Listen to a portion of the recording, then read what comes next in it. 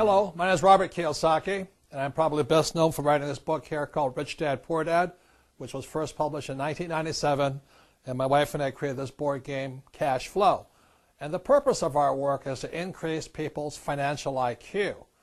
So, question people often ask is, what is a good return on my money? Some people say a 10% return is good. Well, so that means if I put in $1,000 and I get $100 back per year, that's considered good. But what you're going to find out today that's actually chump change. It's not that much money. So we're going to be talking about how your financial education and a higher financial IQ can actually teach you how to make money out of nothing, something called an infinite return.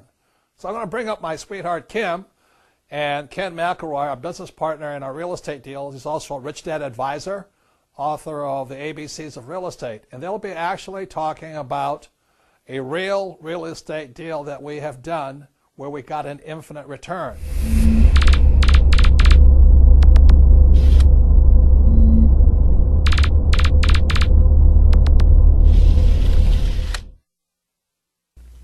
Hi, I'm Kim Kiyosaki, the co-founder of the Rich Dad Company along with my husband Robert, and I'm also the author of Rich Woman. This is a book for women on money and investing because we women need to take care of ourselves financially and be prepared for whatever comes our way. And I'm Ken McElroy, Rich Dad advisor and property investor, and we're going to talk today about principles in this book, which are basically how to buy properties at cash flow and produce infinite returns.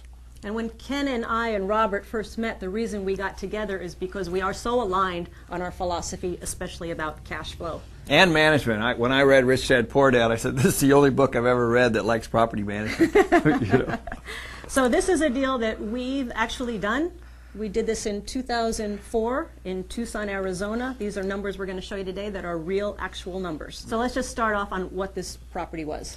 Yeah, what it was is it's a 144-unit property that's located in Tucson, Arizona, and it had 10 acres of land right next door. And so it had the ability to build an additional 100-plus units on it. So that's really why I brought it to you guys and why you ended up investing in it. So the reason I like this deal is because it was 144 units plus land. So we bought the property for $7.1 million and the land for $500,000.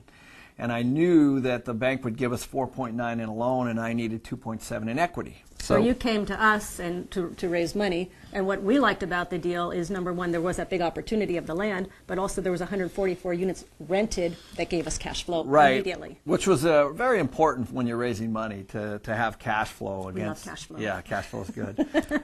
So then the second part is we go to the bank and we say, okay, we've got these 10 acres and we want to build 100-plus units on it, and we ended up getting a construction loan with for another $5 million.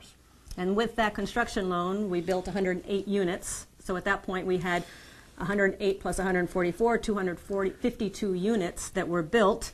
And it took us some time to get it up and running, to get it leased, get the cash flowing. And once we could get the cash flow, more income was now coming in. Right. And we were able to then at that point go back to the bank and refinance. Yeah. So it takes about a year to build it and about a year to lease up that property. So once the whole property is what the bank calls stabilized, then you go get a new appraisal. And that appraisal came in at $15.7 million. 15.7. Yeah. So of the 15.7, how much of the bank loan did we get? Well, the bank gave us 80%, which ended up being about $12.5 million in a new loan. Okay, so we got a new loan now of $12.5 million. Right, and then we had to pay off the old one, which was $9.2 million. Including the construction loan. Right. And that gave us a remaining $3.3 million. Correct. And from that? From that, we owed all the investors their original equity, which was $2.7. And on top of it, so that leaves another $600,000. So for Robert and me, we put in $1 million. We got our $1 million back. Plus, we got an extra $200,000 from the refinance. Right. So at that point, everybody's out. Everybody's out, and we're still getting cash flow from the property. We have no money into it, and that's an infinite return. Right. And we still own it today. Cash flow is about $300,000 a year. So once again, it takes financial IQ, financial intelligence to make money with nothing. But making money is only part of the story. The next question is, how do you pay less in taxes for the money you make? So with that, I'm going to bring up my friend, Rich Dad advisor, Tom Wheelwright. He's also the author of a book called Tax-Free Wealth. So with that, here's Tom to talk about the last deal on how we pay tax on very little tax on it. So before we get into the numbers and taxes, Tom, would you give the audience a little bit of your background, please? Sure. I have a master's of tax degree, and then on top of that, I spent 7.5 years with one of the 4 largest accounting firms in the world, Ernst & Young, and I spent another 4 years as the in-house tax advisor for a Fortune 1000 company before starting my own firm that I've been running for the last 16 years. And this guy loves taxes. So let's just summarize here. Kim and I put in $1 million. We got $1.2 million back, and every month we get X number of thousands of dollars every month income. So it's an infinite return. But how does that look from a tax side? It's wonderful from a tax side because the cash flow that came back as you were getting the monthly checks, totally tax-free. On top of that, the $1.2 million you got back is also tax-free because that $1.2 million is really debt, and debt isn't taxable. And then on top of that, when you put the money back into a new project, the money from that, the cash flow there, is also tax-free. And in addition, because there's so much tax benefits in these real estate deals, you also got to use tax benefits from the real estate to offset other income, and the government actually wrote you a check. Right. And the thing about it, the government wants you to do this because, number one, we provide housing, okay?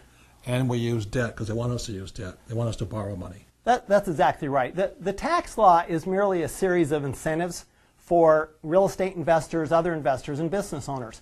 And so the government wants the private people, private investors, to do their work for them, basically. They want to make sure they provide housing, provide jobs, provide commercial buildings, produce oil. Food. And all of this is done through provisions in the tax law to provide incentives to people who put their money in that and risk their money, really, in order to do that. The great thing is, in these deals, is that that money is risked for a very short period of time, then it comes back, and you're back to an infinite return. So the last thing is, people oftentimes say, well, you only do that in America. Is that true? What's great, and in my book, Tax-Free Wealth, I talk about how this applies to every country. There are lots of countries that have these exact same provisions, and the tax law in every country is really just a series of incentive plans. That's all it is. So with that, that's all part of financial IQ, is how do you make money and how do you minimize taxes legally.